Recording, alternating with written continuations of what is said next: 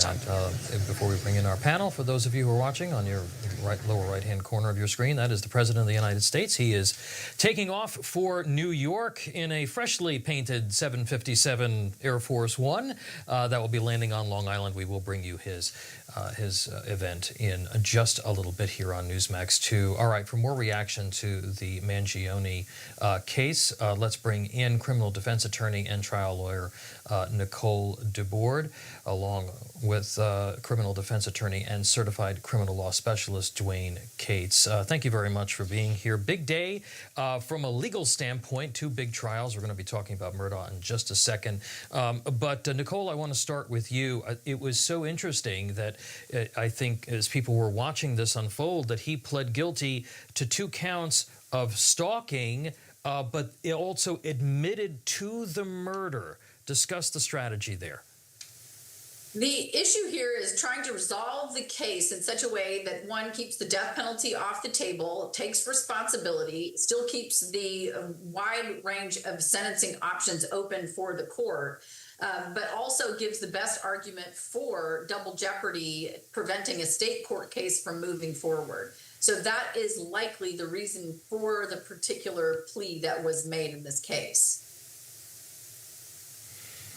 Dwane, your reaction to the strategy that the defense has employed here, and then coming outside on the steps of the courthouse and immediately talking about how Mangione was sort of oppressed by the system, that he should not be charged twice for what they call the same crime. It's a preview of what they're going to talk about at sentencing, partially, and it's also a preview of their argument for the double jeopardy. I mean, he just basically pled to the indictment. There was no agreement. He just pled to the indictment, which means that the government couldn't stop him from doing that. He had every right to do that. But what he did was he made it so he's probably going to have to do his time in a federal facility, which is generally nicer than state facilities.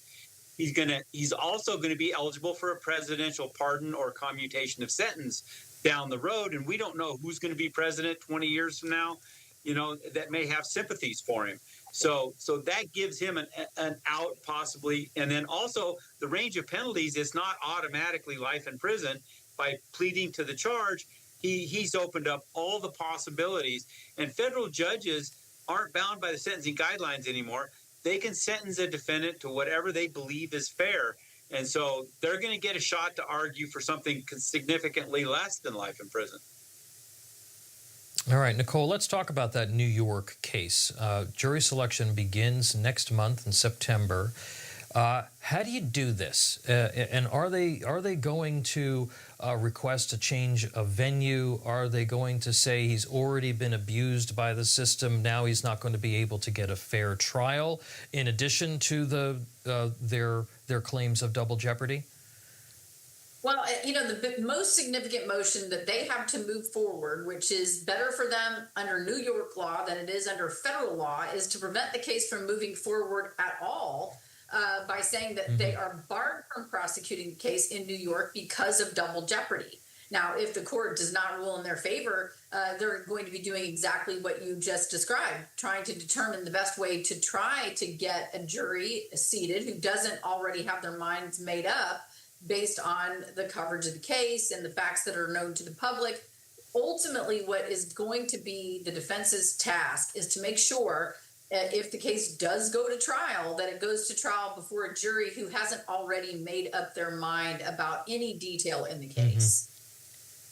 Yeah, and that's going to be tough. All right, I want to move on to the other trial or criminal case that we are following here, and a lot of Americans are following, and that's the Alex Murdaugh case. He was back in court this morning. The judge taking up pretrial motions ahead of his second murder trial.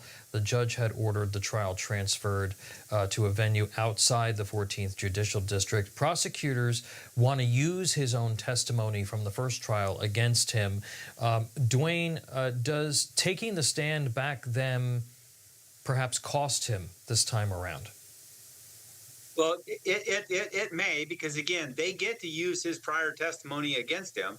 It's a statement of a party opponent. It's not hearsay. It was made under oath.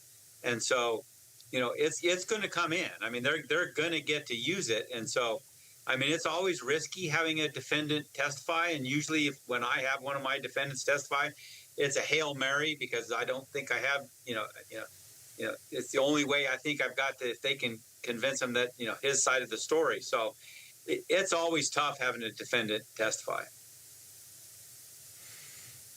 Nicole, the judge also ruled out polygraph tests. Here's what she told Murdaugh and the defense team. Listen. I'm going to rule that the results of a polygraph examination are not admissible, as well as the defendant's willingness or refusal to submit to a polygraph.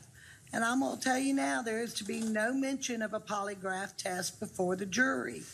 This ruling is based on counsel and case and the Palmer case.